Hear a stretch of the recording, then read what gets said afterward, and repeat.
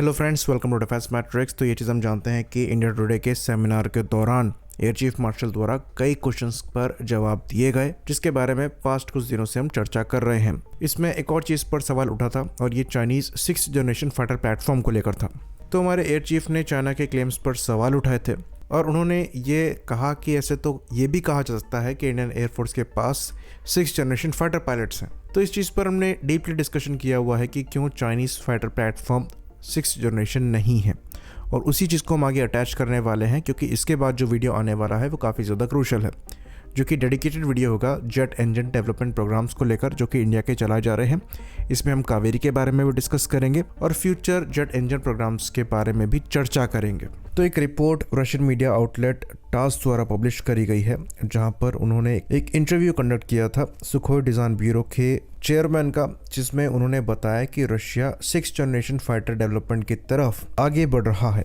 तो उन्होंने काफ़ी इंपॉर्टेंट पॉइंट को आगे रखा, जिसके अंतर्गत उन्होंने बताया कि यहाँ पर जो मेन फोकस है ये पावर प्लांट पर है, जो कि यहाँ पर इम्प्रूव्ड कैरेक्टरिस्टिक्स का होगा, जिससे आपको लो स्पेसिफिक फ्यूल कंजम्पशन और हायर थ्रस्ट मिलेगा। तो ये एक की पॉइंट है नेक्स्ट जनरेशन फाइटर डेवलपमेंट को लेकर, क्योंकि अगर आप 4 और 5 जन प्लेटफॉर्म को देखेंगे तो जेट इंजन टेक्नोलॉजी में बहुत बड़ा रिवोल्यूशन आपको दोनों ही जनरेशन में नहीं दिखेगा। तो जो मेजर डिफरेंस है 4th और 5th जनरेशन प्लेटफॉर्म में, ये एयरक्राफ्ट के डिजाइन का है, जो कि ज्यादा स्टेल्दी है, और यहाँ पर रडार सिग्नेचर के साथ साथ जो एयर सिग्नेचर है उनको कम करने की कोशिश करी गई है। बाकी अगर आप एवियोनिक्स की बात करेंगे तो आजकल जो 5th जनरेशन फाइटर प्लेटफॉर्म में एवियोनिक्स यूज हो रहे हैं वो 4th जनरेशन फाइटर प्लेटफॉर्म में भी यूज हो रहे हैं। इवन कई 4th generation fighter platform super cruise करने में भी सक्षम है 5th जनरेशन फाइटर प्लेटफॉर्म की तरह। तो अगर आप मेजर लीप की बात करेंगे 4th से 5th जनरेशन में, तो ये एयरक्राफ्ट के डिजाइन को लेकर ही है, बाकी चीजें रिवॉल्यूशनरी नहीं है। तो 6th जनरेशन में आपको जो सबसे बड़ा रिवॉल्यूशन मिलेगा, क्योंकि डिज़ाइन पार्ट जो है वो आप सॉर्ट कर चुके हैं, एवियोनिक्स पार्ट जो है वो 4th, 5th, इवन 6th में फर्दर डेवलप होता रहेगा, क्योंकि यहाँ पर जो डेवलपमेंट है ये रैपिड है। तो हर 5 साल में आपको नई चीज़ें मिल जाएंगी।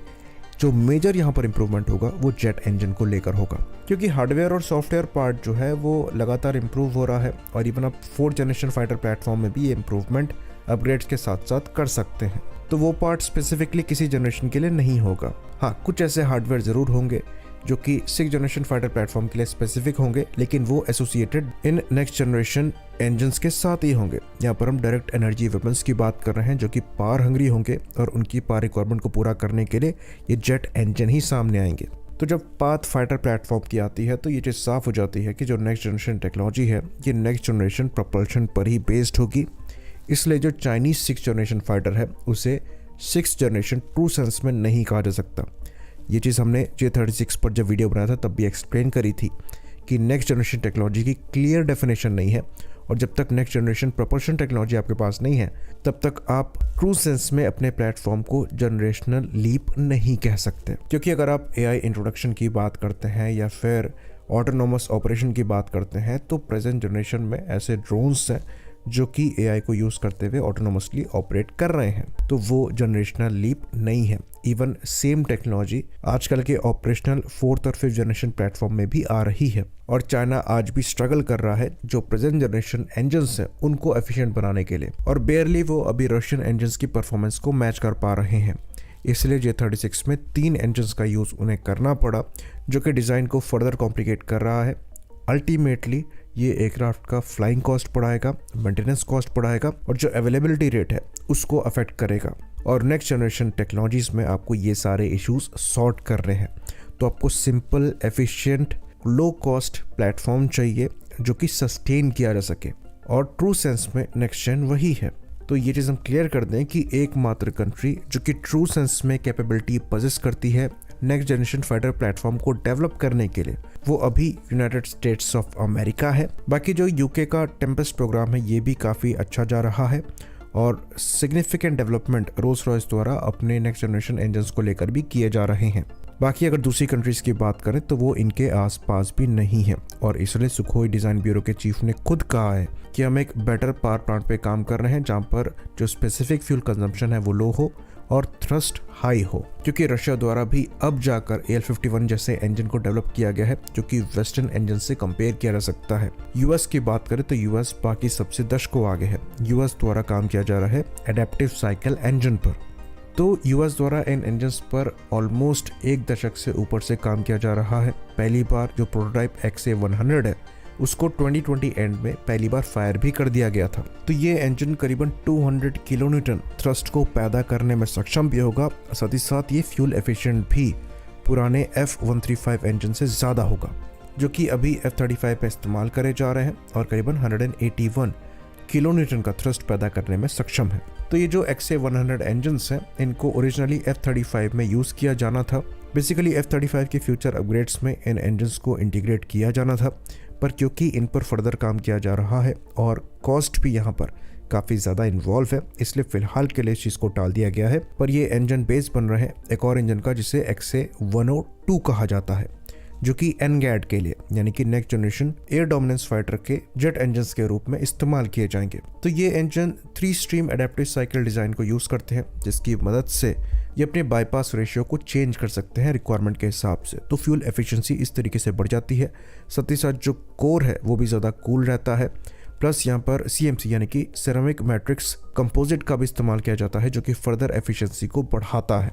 और इस चीज़ को भी यूएस द्वारा बहुत पहले डेवलप कर लिया गया है। इवन जो F414 इंजन्स हैं उन पर भी इनकी टेस्टिंग कई सालों तक चली है। तो इन नए इंजन्स को यूज़ करते हुए पुराने इंजन्स के कंपैरिजन में आपको 35% रेंज इंक्रीज मिलेगा और 25% रिडक्शन इन फ्यूल बर्न मिलेगा। और ये सब अचीव होगा ज़्यादा इलेक्ट्रिकल पावर को जनरेट करते हुए, यानी कि फ्यूचर में अगर डायरेक्ट एनर्जी वेपन्स को इस्तेमाल किया जाता है जो कि ज़्यादा एफिशिएंट होंगे, तो ये इंजन उनके ऑपरेशन को भी सपोर्ट करने में सक्षम होंगे। और अमेरिका ऐसे 3 इंजन्स पर काम कर रहा है। पहला XA100, दूसरा XA102 और तीसरा जो है ये प्रैट एंड विटनी का है, इसे XA103 कहा जाता है। तो XA103 के बारे में आपको बता दें कि इसका जो क्रिटिकल डिज़ाइन रिव्यू है ये फरवरी 2024 में ही ख़त्म हो गया था।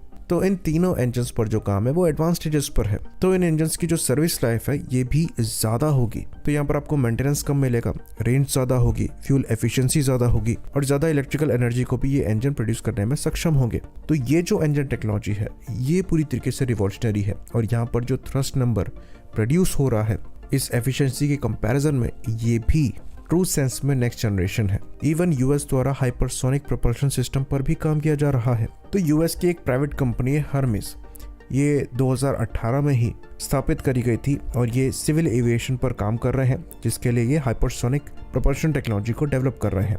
तो ये एक जेट इंजन को स्क्रैमजेट इंजन के साथ कंबाइन करके एक नया प्रोपल्शन सिस्टम बना रहे हैं जो कि इनके एयरक्राफ्ट को हाइपरसोनिक स्पीड पर ले जाने में सक्षम होगा।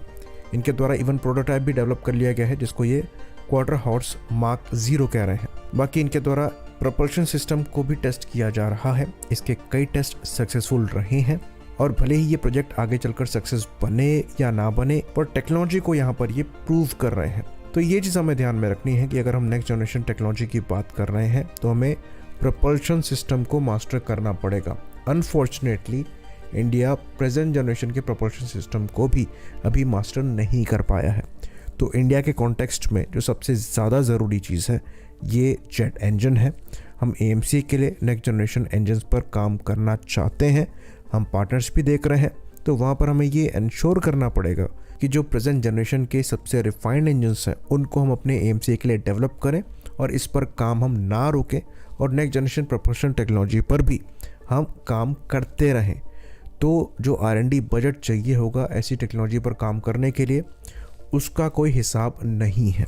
तो ये चीज़ हमें दिमाग में रखते हुए इस प्रोग्राम में घुसना पड़ेगा। यहाँ पर जो R&D है ये दशकों तक खिंच सकता है और वो भी बिना रिजल्ट की गारंटी के। तो ये चीज़ हमें करनी पड़ेगी अगर हम क्रिटिकल टेक्नोलॉजीज़ को लेकर आत्मनिर्भर बनना चाहते हैं। आई होप इन्फॉर्मेशन यहाँ पर क्लियर रही हो। इसी बात पर इस वीडियो को हम ख़त्म करेंगे। लाइक करिए, सब्सक्राइब करिए। जय हिंद।